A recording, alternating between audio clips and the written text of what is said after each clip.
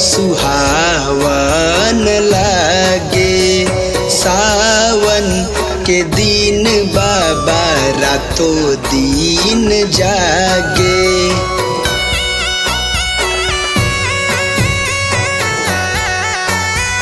ए बाबा भोला के नगरी सुहावन लागे। सावन के दिन बाबा रातों दिन जागे। सज गइल कांवर बरस गइल सावन। बोल बम बोल दीना। अरे ये बाबा रूसा जानी मुहमा खोल दीना। अरे ये बाबा रूसा जानी मुहमा से बोल दीना।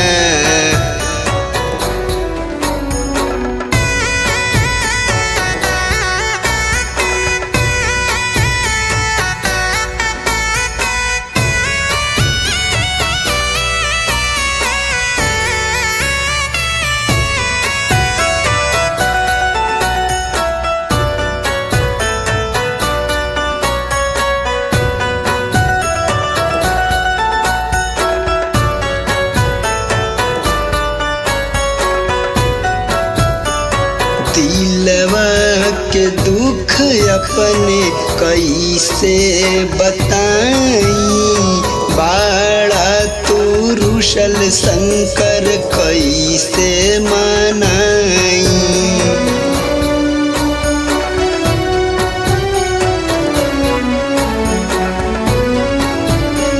हाथवा में जल लेके आईनी दुआरवा। जाइब ना वापिस भोला खोली भवनवा। लेके हम आइल बानी भंगिया के थाली।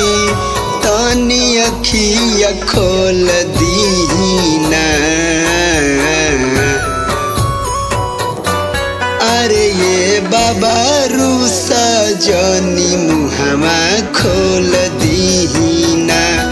अरे ये बाबा रूसा जानी मुहमा से बोल दीना।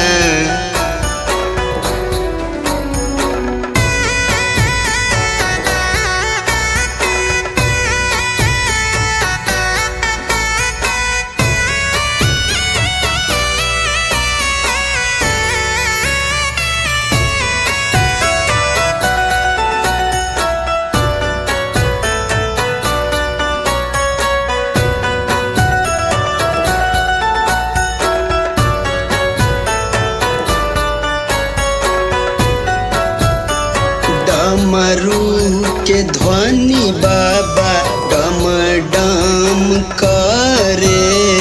दर्शन दे दी भोला भक्त सभे डरे।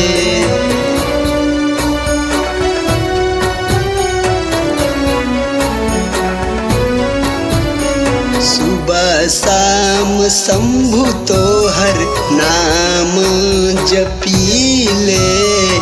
जटा में रउए भोला गंगा रखीले।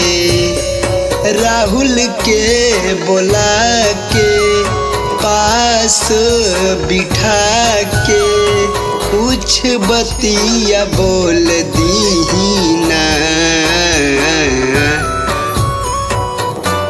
अरे ये बाबा रूसा जानी मुहमा खोल दीना। अरे ये बाबा रूसा जानी